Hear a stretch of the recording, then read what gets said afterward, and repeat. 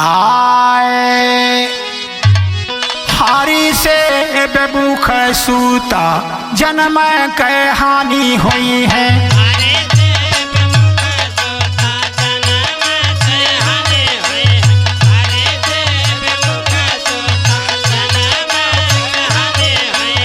मानो चोला कराना बेकार हो सपूताऊ।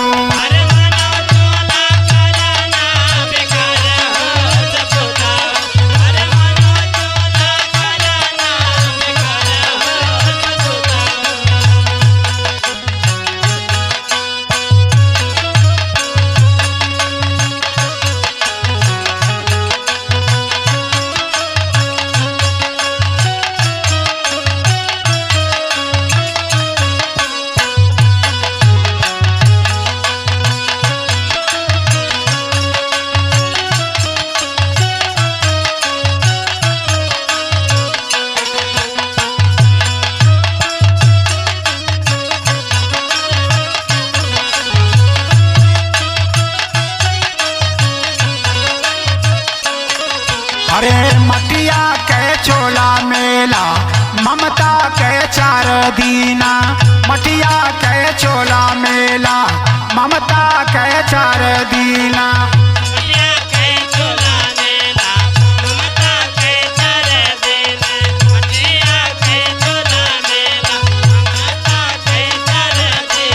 आखिरी दिनवा होई है ना तो हार हो सपूताऊ।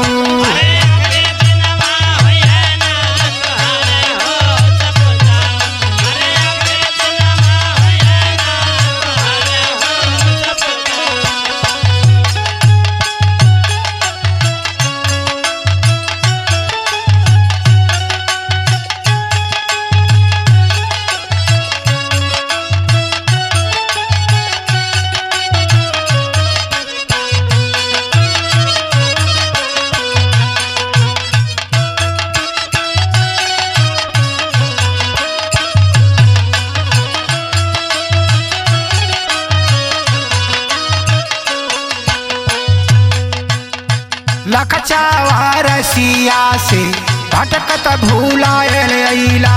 लखचावरसिया से भटकत भूलायल अइला।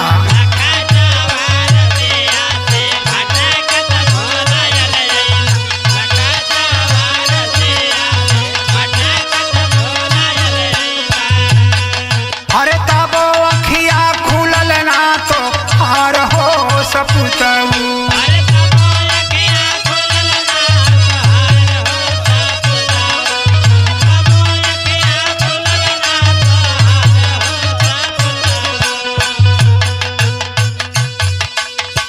तोहरी कपूतई पर रूठी है गोसैया तोह से।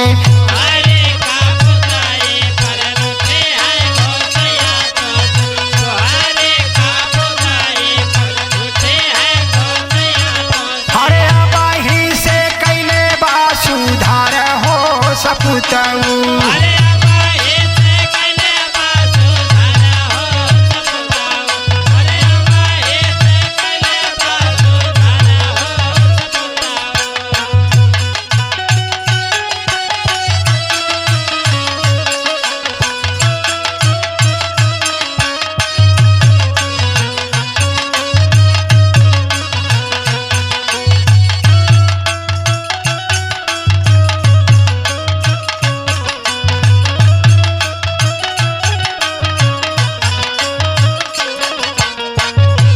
अरे मीतावा बनरसी साता गुरुजी से विनती करी।